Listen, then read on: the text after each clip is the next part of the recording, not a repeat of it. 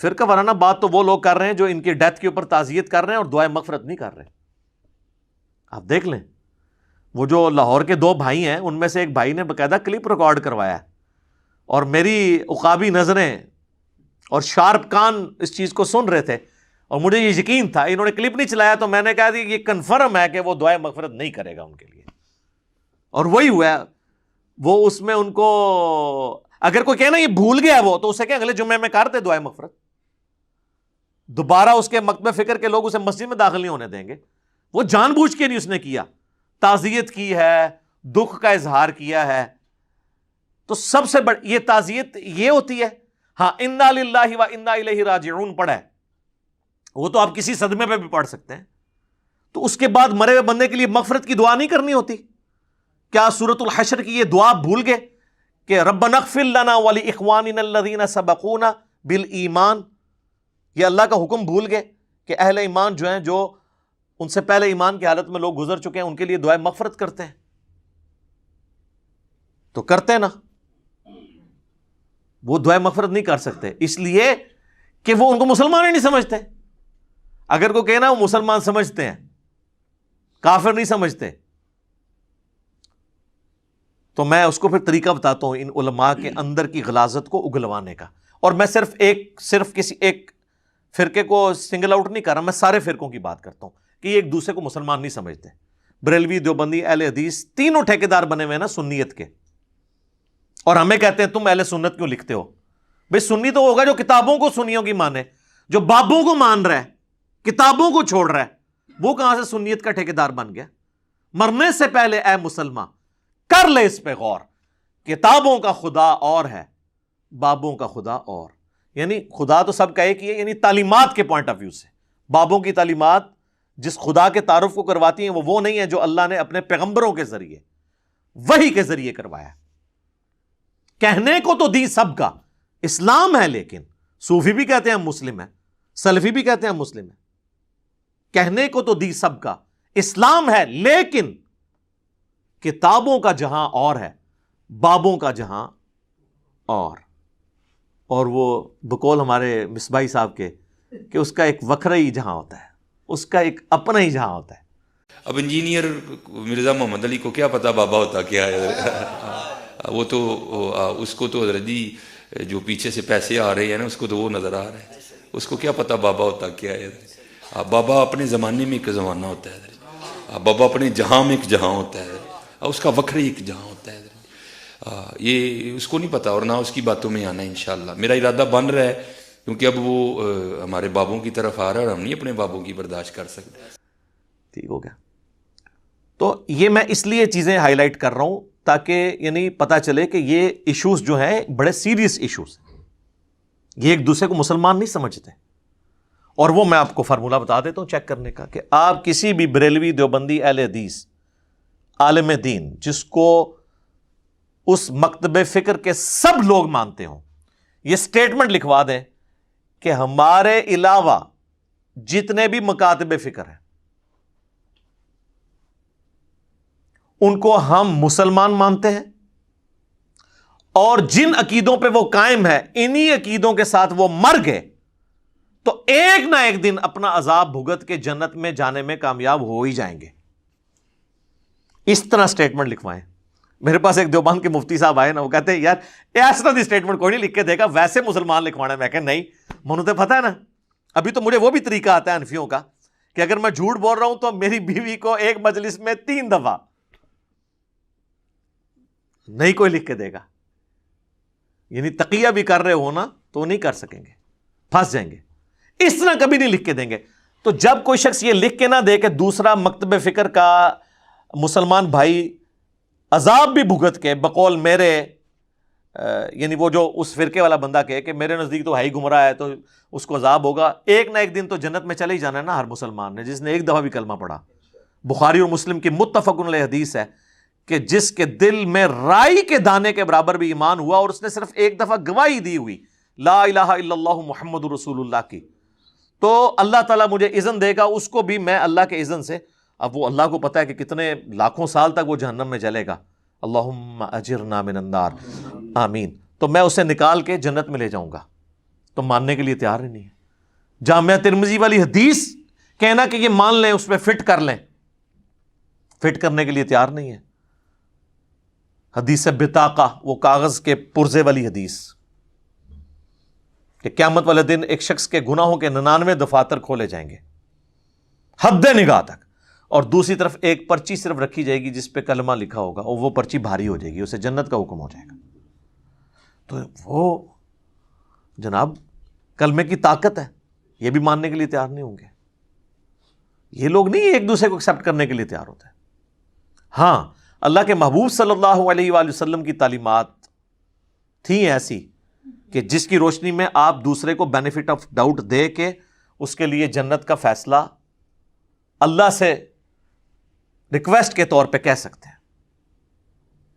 Top of the list وہ حدیث یاد کریں صحیح بخاری اور صحیح مسلم کی. یہ میں خصوصاً اہل حدیث اور دیوبند کے علماء کے لیے بیان کرنے لگا ہوں کہ آپ چونکہ بریلویوں کو مشرک سمجھتے ہیں، اور وہ والا مشرک جو کافر مشرک والا حکم ہے وہ ان کے اوپر لگاتے ہیں، اس لیے ان کے لیے دعائے مغفرت نہیں کرتے. یہ آپ جو تقیتاً کر رہے ہیں نا، انا للہ پڑھ رہے ہیں، دعائے مغفرت کریں، تو نہیں کریں گے. وہ آپ کو پھر بتائیں گے نہیں نہیں نہیں، وہ سورہ توبہ کے اندر آیت موجود ہے کہ اگر کسی کے بارے میں پتہ چل جائے کہ وہ مشرک ہے تو کسی نبی یا اہل ایمان کے لیے یہ چیز شائع ہی نہیں ہے کہ اس کے لیے دعائے مغفرت کرے. وہ پھر آپ کو یہ مسئلہ بتائیں گے. یہ بڑے ہوشیار ہیں. تو میں نے ان کے جو چہروں پہ میک اپ ہے اتار کے پرے پھینک دیے ہیں، گرم تولیہ ان کے اوپر پھیرا ہے. جیسے یہ فوٹو اسٹوڈیو سے باہر نکلے نا تو اب آپ کو پتہ چل جائے گا کہ اصل میں کیا ہے. تو ان کے لیے میں عرض کروں کہ بخاری اور مسلم دونوں میں حدیث ہے، اور یہ حدیث میں اس لیے نہیں بیان کر رہا کہ میں لوگوں کو ابھار رہا ہوں کہ شرک بھی کرتے رہو، نہیں، ناٹ ایٹ آل. میں یہ کہہ رہا ہوں جو مر چکا اس کے لیے آپ دعائے مغفرت اب کریں، اللہ تعالیٰ اس کا عذر قبول کر لے، اور عین ممکن ہے نہ بھی کرے. لیکن کلمہ گو مشرک اور کافر مشرک میں فرق کرنا ضروری ہے. اللہ نے تو بت پرست مشرک اور اہل کتاب مشرک کا بھی فرق کر دیا ہے. سورۃ المائدہ میں اللہ نے اجازت دے دی ہے کہ اہل کتاب کی عورتوں کے ساتھ تم نکاح کر سکتے ہو. حالانکہ اہل کتاب کا شرک سورۃ المائدہ کے اندر سورہ نساء اور آل عمران میں کھول کھول کے اللہ نے بیان کیا ہے، لیکن فرق نہیں کیا. اس اعتبار سے جو یہ لوگ کر رہے ہوتے ہیں اور وہ ان کو ایک ہی کیٹیگری میں ڈال دیتے ہیں. اللہ تعالیٰ نے جو بت پرست مشرک ہیں ان کے ساتھ نکاح کو حرام کر دیا سورۃ البقرہ میں، اور جو اہل کتاب مشرک ہیں ان کی عورتوں کے ساتھ نکاح کو جائز قرار دے دیا. اس میں صرف ایک تفرد ہے صحیح بخاری میں عبداللہ بن عمر کا، اور وہ کہتے تھے میں تو اس سے بڑا کوئی شرک نہیں سمجھتا کہ کوئی عیسیٰ ابن مریم کو اللہ کا بیٹا کہے. تو وہ اہل کتاب کی عورتوں سے بھی نکاح کو ناجائز سمجھتے تھے، لیکن یہ ان کا تفرد ہے، اجماع صحابہ کے خلاف ہے. خود تمام مفسرین جب ان کا یہ قول نقل کرتے ہیں، حافظ ابن کثیر نے بھی نقل کیا ہے، اس کو رد کیا کہ ان کی ذاتی رائے ہے، کیونکہ اللہ کو تو پتا تھا وہ مشرک ہیں. اللہ کو چاہیے تھا قرآن میں فرق کرتا کہ جو اللہ کو ایک ماننے والے اہل کتاب ہیں اور اس کے ساتھ شرک نہ کرتے ہیں ان کی عورتوں سے نکاح جائز ہے. دوسرا اللہ نے تو کوئی فرق نہیں کیا، اللہ نے جنرل بیان کیا. تو یہ ڈفرنس ہمیں کرنا ضروری ہے، کیونکہ کسی کو تعویل کی غلطی لگ سکتی ہے. اس کی سپورٹ میں وہ حدیث ہے جو صحیح بخاری اور صحیح مسلم دونوں میں موجود ہے کہ نبی صلی اللہ علیہ وآلہ وسلم فرماتے ہیں کہ اگلے زمانوں میں ایک شخص تھا، جب اس کی موت کا وقت قریب آیا تو اس نے اپنی اولاد کو جمع کیا اور کہا کہ بتاؤ میں تمہارا کیسا باپ تھا. تو انہوں نے کہا تم بڑے اچھے باپ تھے ہمارے، بڑے اچھے طریقے سے ہماری پرورش کی. تو اس نے کہا کہ اب پھر میری ایک خواہش پوری کرو، جب میں مر جاؤں تو میری لاش کے ٹکڑے ٹکڑے کر دینا، اسے آگ لگا کر اس کی راکھ کو خشکی میں، پانی میں اور ہواؤں میں بکھیر دینا. لَإِن قَدَرَ اللَّهُ عَلَيَّ، کیونکہ اگر اللہ نے میرے پہ قدرت پا لی تو وہ مجھے ایسا عذاب دے گا جو کسی کو نہیں دیا ہوگا. بس یہ کہہ کے وہ مر گیا. اس کے پچھلوں نے یہی کیا. اللہ تعالیٰ نے ہواؤں کو، پانی کو، خشکی کو حکم دیا کہ اس کی راکھ سمیٹو، اور دوبارہ سے اسے زندہ کر لیا. اللہ نے پوچھا ہاں جی بتاؤ یہ کیوں کیا؟ اس نے کہا یا اللہ میں تو سے ڈر گیا تھا اس لیے. تو اللہ تعالیٰ نے فرمایا کیا تیرا یہ یقین تھا کہ تجھے مرنے کے بعد، حالانکہ اللہ کو تو پتہ ہے، کو پوچھنے والا ہے جس کو تو اکاؤنٹیبل ہے. اس نے کہا یا اللہ اسی لیے، یعنی اس کا یہ یقین تھا کہ مرنے کے بعد اللہ مجھے زندہ کر کے عذاب دے سکتا ہے، لیکن اس میں جزوی کفر یہ پایا جاتا تھا کہ اگر میری لاش کے ٹکڑے کر دیے گئے، اس کی راکھ بکھیر دی گئی، تو پھر اللہ نہیں زندہ کر سکے گا۔ یہ مطلقاً کفر نہیں تھا، جزیات میں کفر تھا۔ اور خود صحیح بخاری کے جتنے شارح ہیں مسلم شریف کے، انہوں نے لکھا ہے کہ وہ کفر کر کے مرا ہے۔ ابن حجر اسقلانی نے لکھا ہے فتح الباری کے اندر کہ جزوی کفر تھا، لیکن اللہ نے اس کی تعویل قبول کر لی۔ اللہ نے کہا واقعی یہ تیرا یقین تھا؟ اس نے کہا تو جا تجھے بخش دیا، باوجود اس کے کہ جزوی کفر تھا۔ آج اگر کوئی کہے کہ کسی کی لاش اگر آگ لگا دی جائے تو اللہ تعالیٰ اسے زندہ کرنے پہ قادر نہیں ہے، تو یہ کیا ہے؟ عقیدہ کفر ہے۔ تو یہ تو تھا اس کے اندر، اور بخاری مسلم دونوں میں حدیث ہے، اور مشکات میں دوسری جلد میں اللہ کی رحمت والے بیان کے اندر یہ حدیث موجود ہے۔ تو کفر والے کی بخشش کس طرح ہو گئی؟ اس لیے کہ اس کا جزوی کفر تھا۔ اگر کلی ہوتا ناٹ ایٹ آل۔ تو اس طریقے سے اگر کسی کو غلطی کو لگ گئی ہے، ہم اس کی اصلاح کی کوشش ضرور کریں گے، دعوت پہنچائیں گے۔ ونس جب دنیا سے چلا گیا تو اس کے لیے دعائے مغفرت کریں، وہ مسلمان تھا۔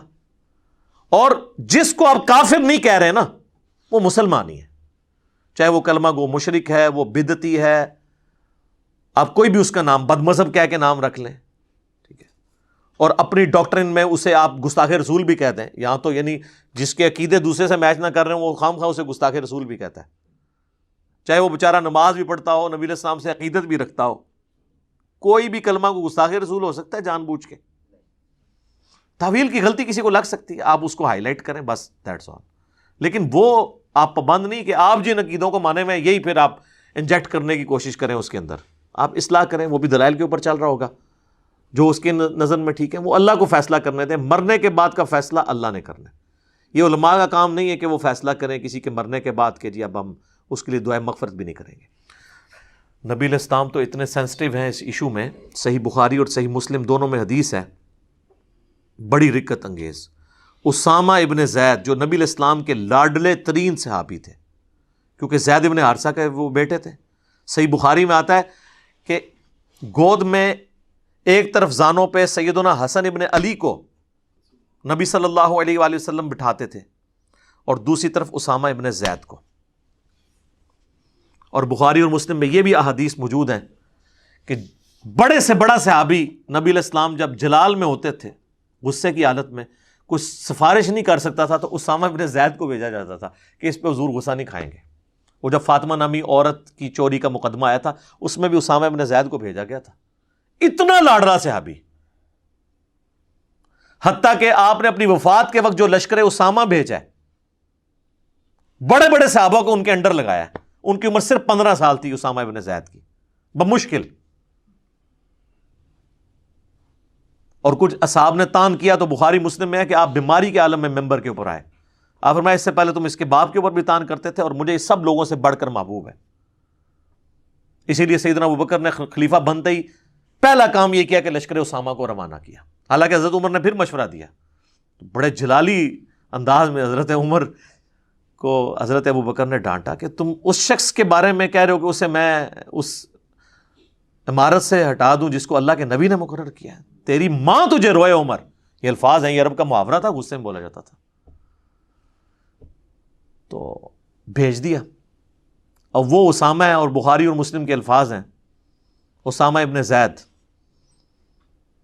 ایک جنگ کے دوران ایک کافر کے ساتھ جب لڑائی ہوئی، وہ ان کی تلوار کے نیچے آیا تو اس نے کلمہ پڑھ دیا، اشہد ان لا الہ الا اللہ واشہد ان محمدًا عبدہ ورسولہ۔ حضرت اسامہ نے پھر بھی اسے قتل کر دیا، لیکن بعد میں ضمیر ان کو ملامت کرتا رہا۔ انہوں نے یہ تعویل کی کہ یہ ڈر کی وجہ سے کر رہا ہے، تو پھر حضور سے آ کے خود ہی بتایا کہ یا رسول اللہ اس طرح میرے سے ہو گیا، کیونکہ اندر گلٹ تو تھا۔ تو اللہ کے نبی صلی اللہ علیہ وآلہ وسلم نے فرمایا کہ اے اسامہ، جب اس نے کلمہ پڑھ لیا تھا تو تو نے اسے کیوں قتل کیا؟ تو ان کا یا رسول اللہ اس نے ڈر کے کلمہ پڑھا تھا۔ اللہ اکبر۔ آپ فرمایا تو نے اس کا دل چیر لیا تھا۔ پھر آپ نے کہا اسامہ تو کیا کرے گا جب قیامت والے دن وہ کلمہ پڑھتا ہوا اللہ کے حضور تیرے خلاف مقدمہ قائم کر دے گا، اور آپ یہ جملہ ریپیٹ کرتے رہے، اسامہ تو کیا کرے گا، اسامہ تو کیا کرے گا، اسامہ تو کیا کرے گا، یہ جملہ آپ اتنی دفعہ ریپیٹ کرتے رہے کہ حضرت اسامہ کہتے ہیں میرے دل میں یہ خواہش پیدا ہوئی کہ آج سے پہلے میں کافر ہوتا اور آج ہی کلمہ پڑھ کے مسلمان ہوتا، یہ گناہ تو میرا دھل جاتا۔ اور آپ علیہ السلام نے یعنی اعلان برات کر دیا۔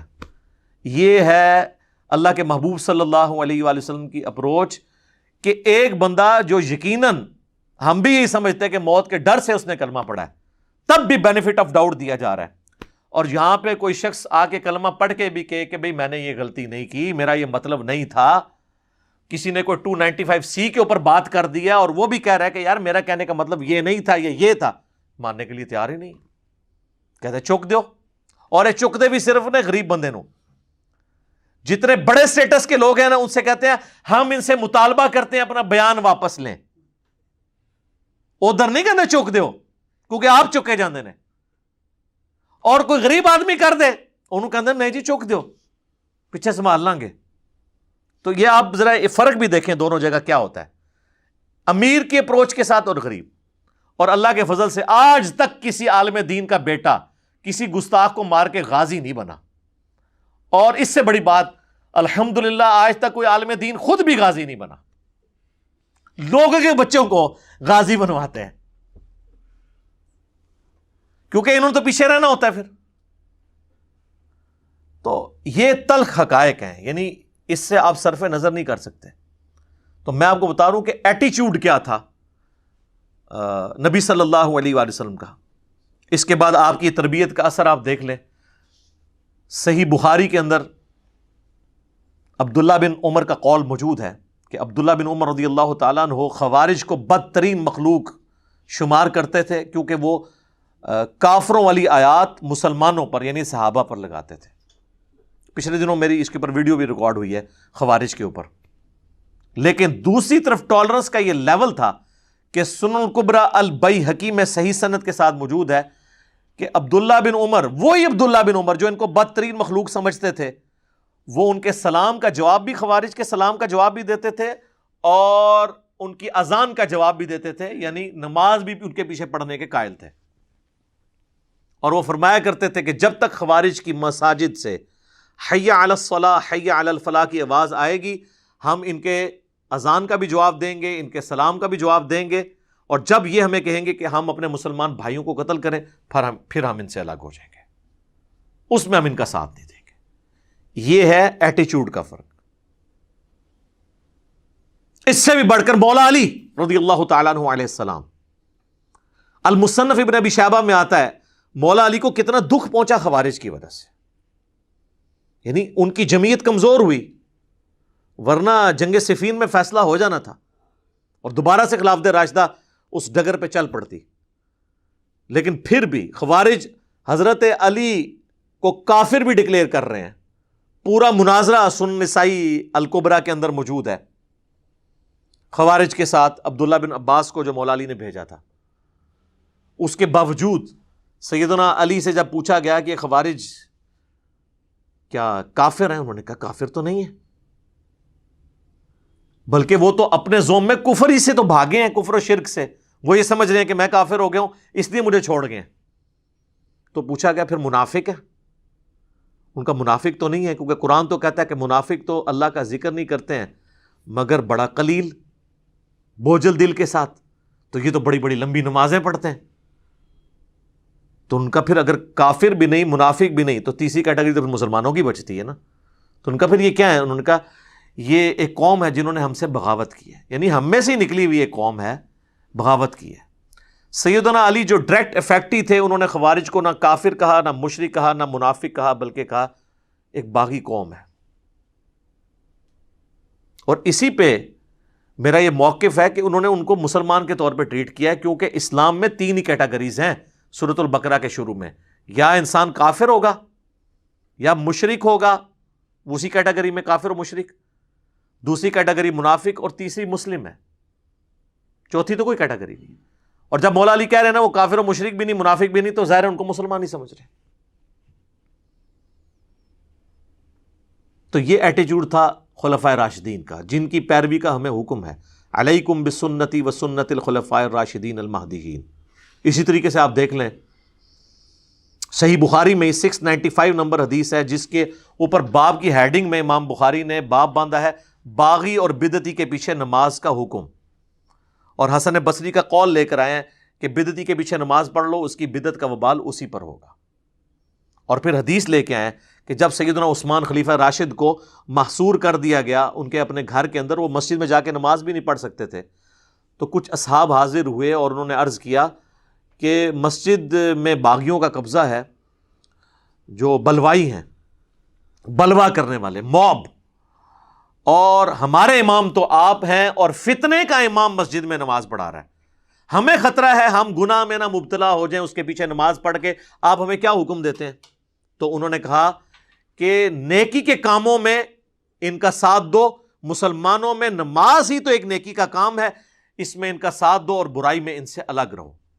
یعنی سیدنا عثمان کی خلافت جن کی وجہ سے سٹیک پہ لگی ہوئی اور ان کی جان بھی سٹیک پہ لگی ہوئی، ان کے بارے میں بھی ان کا یہ ذہن ہے کہ وہ کہتے ہیں نہیں نماز ان کے پیچھے پڑھو. اچھا، اس سے یہ بھی پتہ چل گیا کہ حضرت عثمان اپنے وہ جو بلوائی تھے ان کو کافر اور منافق نہیں سمجھتے تھے، مسلمان ہی سمجھتے تھے. یہ کہتے ہیں نا وہ جو کوئی ایک یہودی پارٹی تھی جس نے حملہ کر دیا تھا، ٹھیک ہے، صرف آل امیہ کو بچانے کے لیے عبداللہ ابن سبا کا ڈھونگ رچاتے ہیں. عبداللہ بن سبا کا جو کریکٹر ہے وہ بعد میں آیا جسے مولا علی نے قتل کروایا، تو پھر یہ بات اور طرف چلی جائے گی.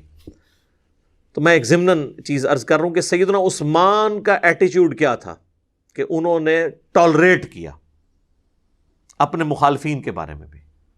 تو آج بھی بریلوی، دیوبندی، اہل حدیث، اہل تشیع ایک دوسرے کے بارے میں ٹالریٹ کریں، ایک دوسرے کے پیچھے نماز پڑھیں، ایک دوسرے کی تکفیر نہ کریں، علمی اختلاف اپنی جگہ رکھیں، لیکن یہ کوئی ایٹیچیوڈ نہیں ہے کہ ایک بندہ مرا ہے تو آپ صرف انا للہ پڑھ رہے ہیں، اس کے لیے دعائے مغفرت نہیں کر رہے اور آپ تقیہ کر رہے ہیں، توریہ کر رہے ہیں. ہمیں تو سمجھ آ رہی ہے کہ آپ لوگ کیا کر رہے ہیں.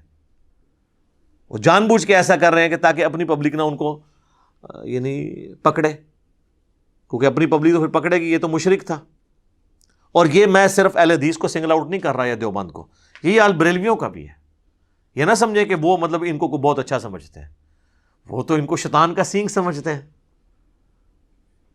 سیدھی سی بات ہے، وہ تو کوئی ٹالریٹ کرنے کے لیے تیار ہی نہیں. آپ حسام الارمین پڑھ کے دیکھ لیں اعلیٰ حضرت کی.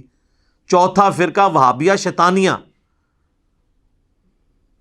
جو شیطان لعین ابلیس کے پیروکار ہیں، جس طرح کے روافض شیطان عطاق کے پیروکار ہیں، یہ انہوں نے لکھا ہے. بڑے یعنی سخت سخت الفاظ ہیں، تو کوئی ٹالریٹ کرنے کے لیے تیار نہیں ہوتے. پھر آپ دیکھ لیں کہ انہوں نے ان کے جو ملفوظات ہیں وہ بھی شرف اس جہلم شہر کو ہی حاصل ہے، یہیں سے چھپے ہوئے ہیں ملفوظات شریف.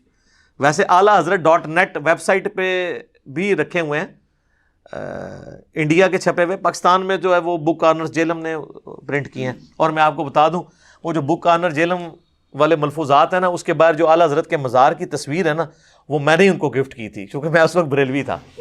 ہاں جی، تو وہ تصویر ان کے آنر نے مجھے کہا کہ اس طرح ملفوظات شریف چھپوا رہے ہیں. میں نے کہا تو بہت نیکی کا کام آپ کر رہے ہیں. تو میں نے کہا بار آپ مزار کی تصویر لگائیں. وہ اس وقت نئی نئی جو ہے نا وہ چھپ کے آئی تھی، دعوت اسلامی والوں نے چھاپی تھی، بڑی خوبصورت. تو میں نے فریم کا، وہ ویسے فریم ابھی بھی میرے گھر موجود ہے، میں آپ کو دکھا بھی سکتا ہوں. وہ فریم میں نے دیا تو اس کی انہوں نے پکچر کھینچ کے تو اس کو اس پہ ڈسپلے کیا. آپ جا کے بک آنے والوں سے تصدیق بھی کر سکتے ہیں. تو وہ جو مزار اعلیٰ حضرت کی تصویر ہے اس میں آپ نے دیکھ لیں. انہوں نے تو جب پوچھا گیا وہابیوں کی اذان کے بارے میں تو جو ان کے کومنٹس ہیں، انہوں نے کہا ان کی مسجد تو گھر کے مانند ہے، یہ تو مساجد ہے ہی نہیں ہے، ان کی تو اذان ہی نہیں ہے، ان کی نماز بھی نماز نہیں ہے. اور ایون انہوں نے کہا کہ جی یہ مطلب اہل کتاب کا ذبیحہ حلال ہے، ان کا ذبیحہ بھی حلال نہیں ہے جی. تو اسی کی پریکٹیکل اپلیکیشن آپ کو وہ پچھلے دنوں نظر آ گئی تھی. وہ جب خادم رضوی صاحب کی ایک جو ہے وہ ویڈیو غلطی سے ریکارڈ ہو کے منظر عام پہ آ گئی. کہنا ہونا بڑے تے اخلاص منگو تو بڑے بڑے لوگ ہم گداواں نو خیر پا ہی دیں گے. چلو جی چلیے او بھابیاں دی اذان اے تے کڑا دے اے تے سور چلو چلیے.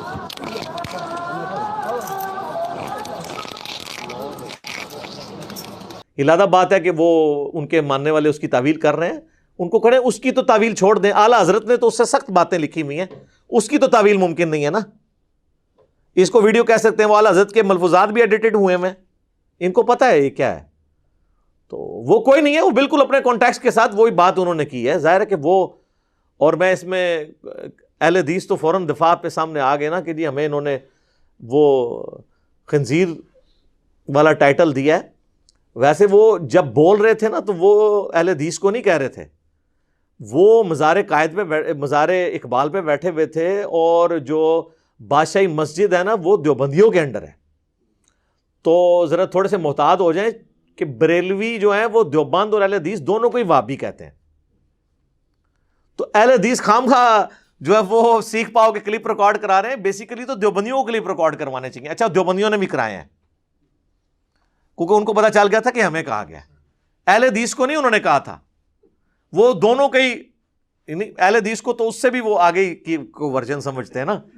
لیکن وہ جو کہہ رہے تھے نا یہ وہابیاں دی اذان ہے، تو وہ اذان ہو رہی تھی بادشاہی مسجد میں، اور بادشاہی مسجد اہل حدیث کے انڈر نہیں ہے، وہ دیوبندیوں کے انڈر ہے. تو وہ وہابی ان کو کہہ رہے تھے. اعلیٰ حضرت بھی دیوبندیوں کو وہابی کہتے ہیں، ایون بہار شریعت میں بھی اہل حدیث کو وہابی کہا گیا. ٹھیک ہے نا، ان کو پیور وہابی اور دیوبندیوں کو گلابی وہابی. وہ آپ بہار شریعت کا مقدمہ پڑھ کے دیکھ لیں، وہ ٹاپک کہیں اور چلا جائے گا پھر. تو میرے پاس تو بہت کچھ کہنے کو ہے. ظاہر ہے میری تو اپنی پوری زندگی کے سمجھ لیں ابھی 43 ایئرس ایج ہے، تو 31 ایئرس تو میرے بریلویت میں گزرے ہیں. 10 سال میں سبز پگڑی بھی باندھتا رہوں، دعوت اسلامی میں بھی رہوں. تو میں نے یہ حسام الحرمین اپنی داڑھی مچھ نکلنے سے پہلے کی پڑھی ہوئی ہے، مجھے پتہ ہے اس میں کیا کچھ لکھا ہے انہوں نے. 1905 میں حسام الحرمین احمد رضا بریلوی صاحب نے لکھی، اور اس میں علماء دیوبند، 4 علماء دیوبند پہ اور 5ویں غلام احمد قادیانی دجال کے اوپر انہوں نے کفر کے فتوے لگائے، اور اسے کنکلوڈ کرتے ہوئے انہوں نے لکھا کہ ان کے کفر کے اوپر اجماع ہے، اور یہ بالاتفاق مرتد ہیں، یعنی واجب القتل، اور ان کے کفر میں شک کرنے والا بھی کافر.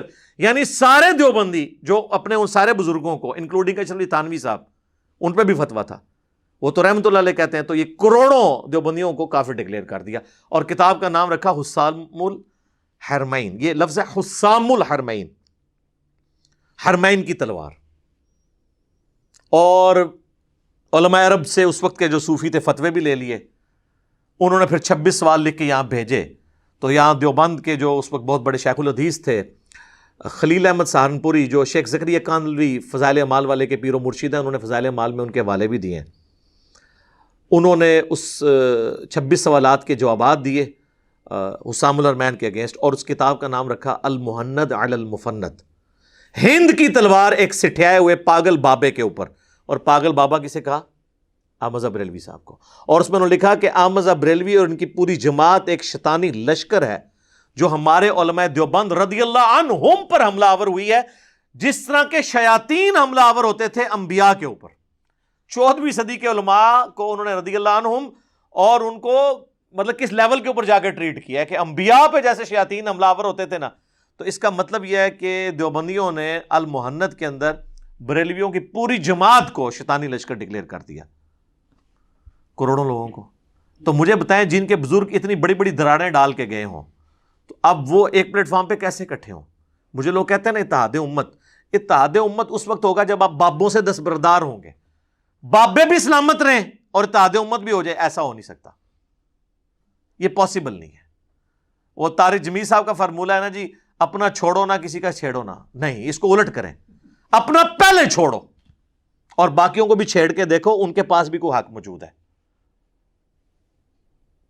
اور قرآن سپورٹ کرتا ہے، فَتَقَطَّعُوا أَمْرَهُمْ بَيْنَهُمْ زُبُرًا كُلُّ حِزْبٍ بِمَا لَدَيْهِمْ فَرِحُونَ.